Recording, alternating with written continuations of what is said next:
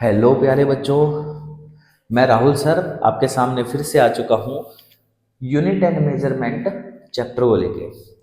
अब ये 11th class का टॉपिक है बेटा, फिजिक्स का टॉपिक है। ये फिजिक्स का टॉपिक है और जेई में प्लस आपके सीबीएसई बोर्ड में 11th क्लास की इंपॉर्टेंस थोड़ी सी कम हो जाती है। ठीक है ना। इंपॉर्टेंस कम होने का मतलब ये है कि बच्चे सोचते हैं कि 11th क्लास ही तो है, 12th क्लास में सीरियस हो जाएंगे, उसके बाद स्टडी कर लेंगे। बट बेटा जेई के अंदर 60% इम्पोर्टेंट है। जो बच्चे नीट करते हैं, जो बच्चे मेडिकल साइंस में जाते हैं, उनके लिए भी आपकी 11th क्लास इंपॉर्टेंट बन जाती है। अब ये एक तरीके से यूनिट एंड मेजरमेंट जो चैप्टर है, ये एक फर्स्ट चैप्टर के रूप में जाना जाएगा। इसमें से बहुत कुछ चीजें कट चुकी है, बहुत कुछ चीजें अभी आपको सीखने की बची हुई है, वो चीजें सीखेंगे। दूसरी बात ये कि हमें जो स्टडी करने को मिलेगी वो ऑल अराउंड अस देखने को मिलेगा। आपको सीबीएसई भी प्लस में जो बोर्ड के क्वेश्चन आते हैं, जो आपके 11th क्लास में क्वेश्चंस आते हैं, वो सभी क्वेश्चंस देखने को मिलेंगे आपको। किस तरीके के क्वेश्चन पूछे जाएंगे, कैसा आएगा, वो सभी बना के रखे अपने दिमाग में, और सारी चीजें आपको समझ में आती रहेंगी धीरे धीरे। आइए शुरुआत करते हैं। शुरुआत अच्छी होगी तो एंड भी अच्छा होगा। अभी हम ना छोटे छोटे वीडियो बनाएंगे, आपको छोटे छोटे वीडियो, ताकि आपका इंटरेस्ट बना रहे। क्योंकि क्या होता है ना कि आप भी ये सोचते हो कि 11th क्लास से चलो थोड़ा बहुत स्टडी कर ली, ठीक है, दोस्तों के साथ घूमने के लिए चले गए, वो उसके साथ बैठ गया हो जाके, ठीक है ना, तो थोड़ा दिमाग कहीं और होता है। बेटा सारे बच्चे अपना दिमाग ना इधर खींच के ले आए, क्योंकि आपको बस सिर्फ और सिर्फ 15 और 20 मिनट ही देनी है सीखने के लिए।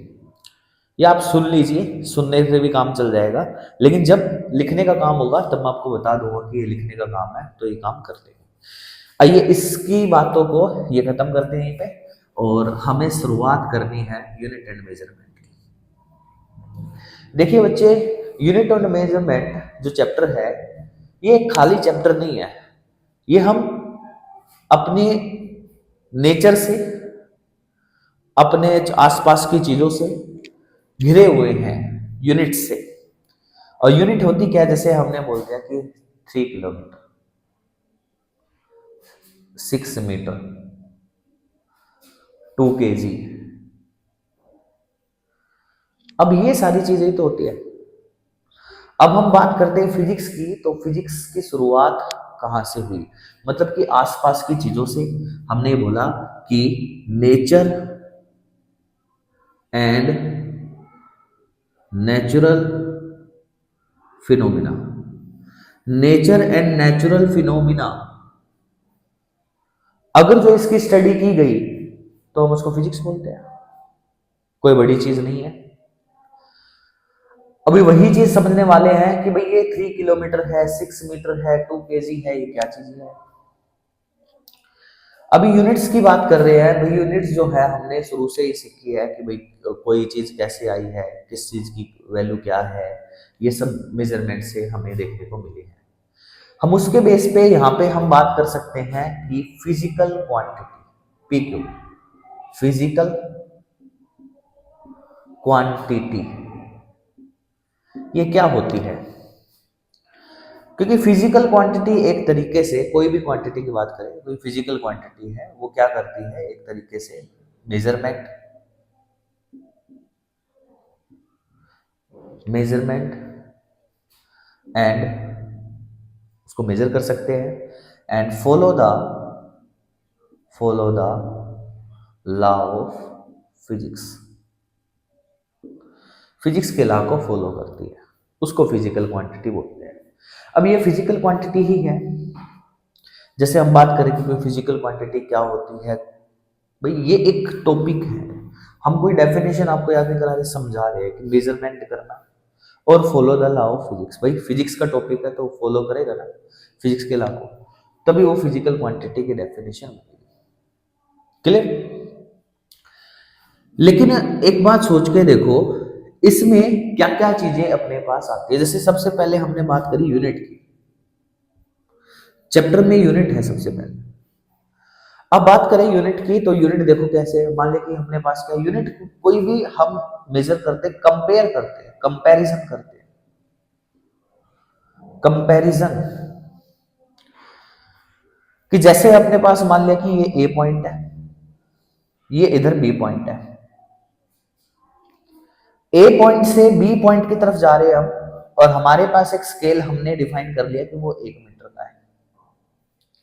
तो इसमें देखा हमने यहां से लेके यहां तक 1 मीटर और बन गया, यहां से लेके यहां तक 1 मीटर और बन गया, सपोज दैट यहां से लेके यहां तक 1 मीटर और बन गया। कितने मीटर बन गए? ए बी को कवर करने में, मतलब कि लेंथ ऑफ ए बी निकालने के लिए, लेंथ ऑफ ए बी निकालने के लिए हमारे पास 4 मीटर बन चुके हैं। तो इसका मतलब हमें कोई भी वैल्यू जो निकालनी है वो डिपेंड करेगी नंबर के ऊपर, एन के ऊपर और उसकी यूनिट के ऊपर। तो हम कह सकते हैं मैग्नीट्यूड, मैग्नीट्यूड ऑफ किसका? ए बी का। चाहे बोले लेंथ ऑफ ए बी, चाहे बोले मैग्नीट्यूड ऑफ ए बी, या फिर मैग्नीट्यूड ऑफ फिजिकल क्वांटिटी की वैल्यू जो आएगी एन यू निकल के आएगी। तो Q equal to n u यहाँ पे आपको फेमस नजर आएगा। अब आप कहोगे सर जी चलो ठीक है, नंबर की वैल्यू तो हमें समझ में आ गई, यूनिट की भी वैल्यू हमें समझ में आ गई, देखते रहिए और थोड़ा थोड़ा जानते रहिए इन चीजों के बारे में। सर ये समझ में आ गया है, वो समझ में आ गया है, ठीक है, लेकिन हमने तो जो चीजें पढ़ी हैं वही चीजें मैच करनी चाहिए। बिल्कुल करेंगे, देखिए कैसे होगी, वो सारी चीजें डिफाइन करनी पड़ेगी आपको, कैसे करना पड़ेगा। देखो Q इक्वल टू आपके पास एन यू है, मीन्स ये आपके पास N1 है, ये आपके पास U1 है, मतलब कोई यूनिट है U1 है। सपोज दैट इस यूनिट को, अब एक बार सोच के देखो कि हम 6 किलोमीटर को मीटर में चेंज कर सकते हैं, मीटर को हम सेंटीमीटर में चेंज कर सकते हैं, तो यूनिट चेंज हो जाएगी उसकी। तो वही चीज देखनी है कि मान लिया कि एक टर्म्स आपकी N1 में है, दूसरी U1 में है, उसके बाद N2 में है, उसके बाद U2 में है। अगर जो ये सब चीजें आपके सामने आई हुई है, मीन्स यहां पे अगर जो U1 आपकी क्या है, U1 is greater than U2, मान लिया U1 एक बड़ी यूनिट है, बिगर यूनिट है, बिगर यूनिट है, और U2 क्या है, स्मॉलर यूनिट है। जानेंगे इस चीज के बारे में। जैसे हमने अभी किया था, लेंथ ऑफ ए बी निकाली थी, उसी को देख लेते हैं। लेंथ ऑफ ए बी निकाली थी, कितनी आ रही थी, 4 मीटर आ रही थी या 6 मीटर आ रही थी, जो भी आ रही थी, 4 मीटर आ रही थी। अब इसको हमने सेंटीमीटर में किया, तो ये सेंटीमीटर में कितना हो जाएगा, आपको पता है कि 1 मीटर में 100 सेंटीमीटर होता है। तो 4 मीटर की बात करें तो ये 400 सेंटीमीटर हो जाएगा। इसका मतलब ये आपके पास N1 U1 है, ये आपके पास N2 U2 है। यहां पे आपने देखा U1 is greater than U2, तो एक केस नजर आ रहा है कि N2 is greater than N1, ये केस नजर आ रहा है। तो यहां पे यही चीज समझाने की कोशिश कर रहा हूं कि if U1 is greater than U2, तो N1 is less than N2 हो जाएगा। जो स्मॉलर यूनिट है उसके साथ जो नंबर आएगा वो बड़ा हो जाएगा, जो बिगर यूनिट है उसके साथ जो नंबर आने वाला है वो आपका क्या हो जाएगा, छोटा हो जाएगा। क्लियर है बात? इस तरीके से यूनिट्स हम सीख रहे हैं। अब अगर जो हमें बात करनी है तो हम चलते हैं लेंथ की तरफ। मान लिया, चलो लेंथ और मास की तरफ चलते हैं। ये मास क्या होता है? एक्चुअली में मास के बारे में जो स्टडी है मैं बताने वाला हूं, मास क्या होता है। देखिए इन छोटी छोटी बातों को आप नोट करते हुए चलोगे तो आपको पता लगता रहेगा कि कौन सी चीज कैसे कैसे आई है, कैसे कैसे उसकी वैल्यू निकालनी है। अभी हम बहुत छोटे पॉइंट्स पे काम कर रहे हैं। जैसे मास की बात करें, मास क्या होता है सर जी? किसी ने आपसे पूछा मास क्या है, आप कहोगे मास मास मास मास, तो हमने डेफिनेशन याद ही नहीं है। बेटा ये बहुत छोटी चीजें होती है इसलिए इनकी डेफिनेशन याद नहीं करते पड़ती। तो ये क्या होता है, एक तरीके से क्या है, quantity of matter, quantity of matter in a body. That is called mass. Mass. जैसे मान लीजिए एक बॉडी है, इस बॉडी में कितनी सारी क्वांटिटी है, तो इस बॉडी का क्या हो जाएगा, मास हो जाएगा। ये बॉडी है, बॉडी में कितनी सारी क्वांटिटी है, दैट इज कॉल्ड मास। वो इसका मास हो जाएगा। कितनी क्वांटिटी है, 2 3 4 जैसे भी है। हम मास की यूनिट को, जो इसकी कॉमन यूनिट होती है, फेमस यूनिट, कॉमन यूनिट या फिर फेमस यूनिट को हम बोलते हैं केजी। पहले इसके बारे में बहुत सारी चीजें थी, वो सब चीजें डिफाइन करने वाली या फिर क्या नाम है, याद करने वाली नहीं है। बस इतना दिमाग रखो कि भाई हाँ, quantity of matter in a body that is called मास। और यूनिट क्या है, कॉमन यूनिट केजी। केजी में हम इन चीज़ों को दिखाएंगे। सपोज दैट मास आ गया 2 केजी, 3 केजी, 4 केजी, इस तरीके से केजी में आपकी वैल्यू आ जाएगी। आप लेकिन आप कहोगे सर मास तो, एक तो अपने पास मास ग्रेविटेशन वाला भी आता है। बेटा उस चीज के बारे में, क्योंकि हमने ये पढ़ा तो है, बट उस चीज के बारे में हम क्या करेंगे, एक अपने पास 6 यूनिट आती है, उसमें हम आगे इसके बारे में कंसीडर करेंगे। क्लियर बात? अभी आपको ये सारी चीजें समझ में आ गई है, ठीक है? तो एकदम से जल्दी से इसको मिटा लेते हैं। मिटाने के बाद आपको लेके चलते हैं लेंथ की तरफ। ये लेंथ क्या चीज होती है? लेंथ, लेंथ क्या है? सर मैं बोलूं कि ये एक पॉइंट है, ये बी पॉइंट है, ए बी पॉइंट के बीच को हमने क्या किया है, मेजर किया है। मेजर मतलब डिस्टेंस निकाला है। तो डेफिनेशन भी लेंथ की क्या होगी, the distance between the point A and B. The distance between, distance क्या बोलोगे, distance between point A and B that is called length. उसको हम लेंथ बोलेंगे। और लेंथ की जो फेमस यूनिट होती है, लेंथ की जो यूनिट आती है वो आती क्या है, वो आती है मीटर।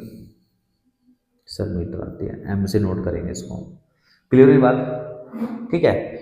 बहुत ही शॉर्ट में आपको सिखा रहा हूँ बच्चे, बहुत ही आराम से बैठिए, आराम से 20 मिनट को बिल्कुल झोले में रख के बैठिए। आपको सारी चीज़ें समझ में आएगी कि क्या है, चीज़ें कैसे हैं। क्योंकि इसके बाद आपको क्या करना है, इसके बाद दोस्तों के साथ मिलने के लिए जाना है, एंजॉय करना है, पूरा दिन एंजॉय करना। बस 20 मिनट देते रहिए, आप सीखते रहिए, ठीक है ना? देखिए आगे, देखिए आगे क्या है। आगे आपके पास आते हैं टाइम पर। बेटा ये टाइम का कंसेप्ट तो आपको भी पता, बहुत सारा पुराना कंसेप्ट है। जब आप आए हो, आप मेरी वीडियो देख रहे हो, जो 11th क्लास में बच्चे हैं उनको तो सबको पता है कि भाई टाइम की वैल्यू क्या है। हालांकि टाइम किसी के पास नहीं है। देखो पुराने पुराने साइंटिस्टों ने हमें समझाया भी था कि सबसे पहले हम मून को देख के समय का पता लगाते थे। उसके बाद चीजें बदली, सिचुएशन बदली, देन उसके बाद हमारे पास आज एक क्लॉक है। इस क्लॉक का यूज करके हमें टाइम का पता लग जाता है। समझ रहे बात को? टाइम एक तरीके से क्या है, टाइम का पता लगता है। टाइम की जो यूनिट है वो क्या होती है, सर फेमस यूनिट इसकी सेकंड आती है। पता है एक दिन का टाइम कितना होता है, ये सब चीजें आपको डिफाइन है, सब चीजें आपको पता है। उन चीजों के बारे में आपसे बात नहीं करेंगे, लेकिन हाँ हमें पता है कि टाइम की यूनिट हमें क्या करनी है, सेकंड को लेके काम करना है। क्लियर हुई बात? ठीक है। ये सब चीजें समझ में आ गई होगी, छोटी छोटी सी चीजें हैं, सब चीजें समझ में आ गई। सर हम तो फिजिकल क्वांटिटी की बात कर रहे थे, उसमें ये 3 चीजें कहाँ से आ गई? ये 3 चीजें बताता हूँ बेटा कहाँ से आ गई। ठीक है। फिजिकल क्वांटिटी को मैंने अभी बताया कि मेजर और फिजिक्स के लॉ को फॉलो करती है। ये सब चीजें हमें देखनी होती है।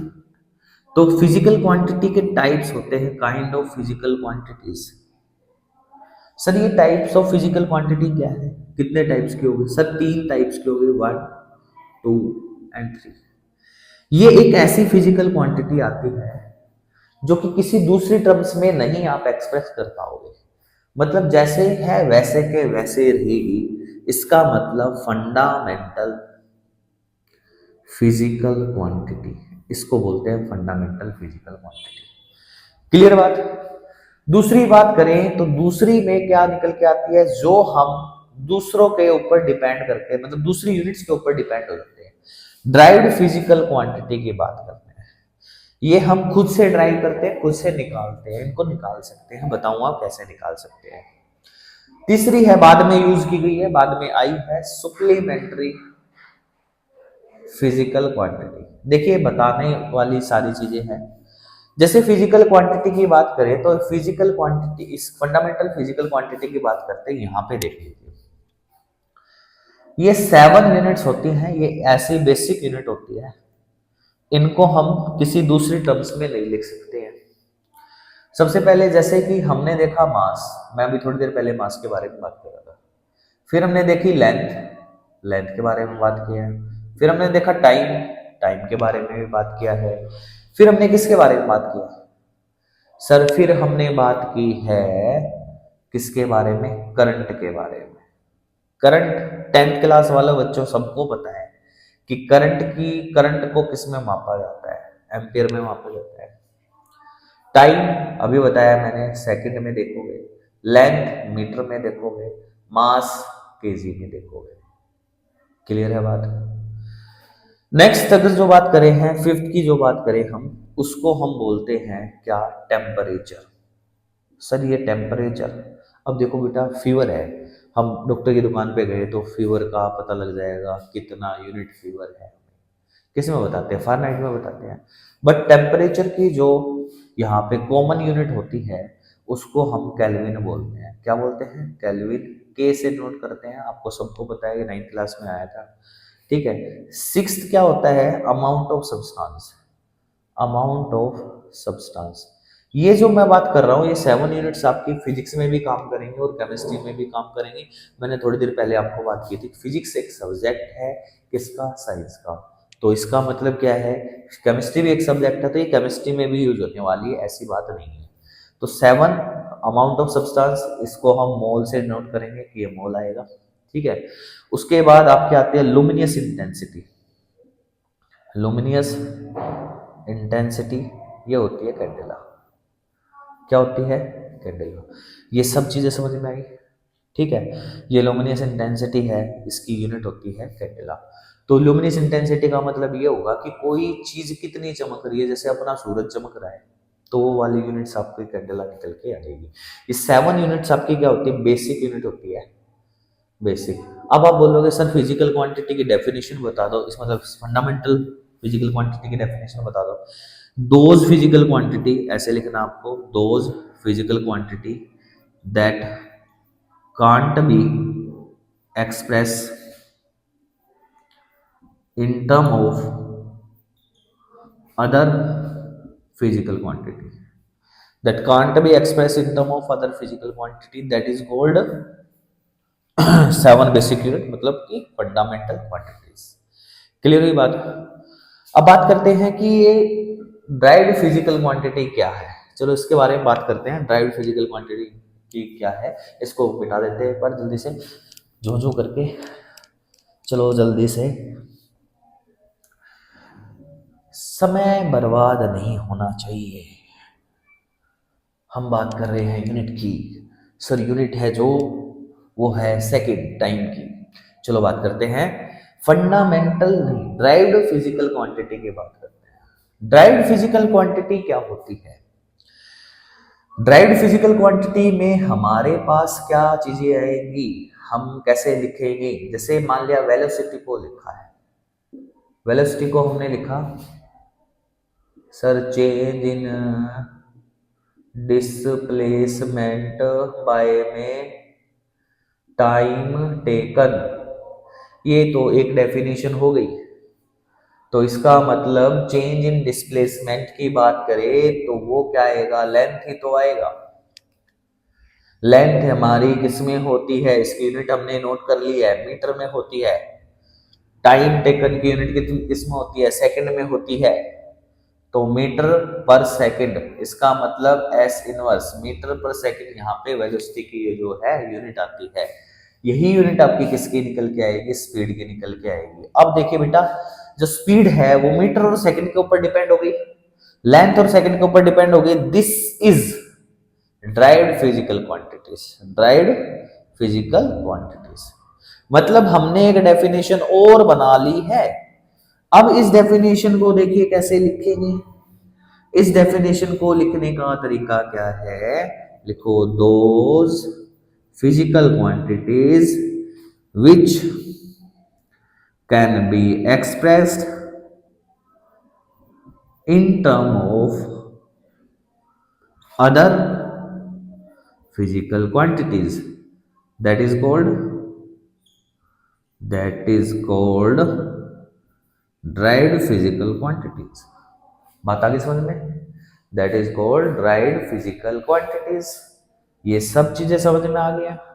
अब हम बात करने वाले हैं कुछ एक नए कंसेप्ट की, जिसका नाम है सुप्लीमेंट्री फिजिकल क्वांटिटीज। इसके बारे में मैं आपको बता चुका हूं कि ये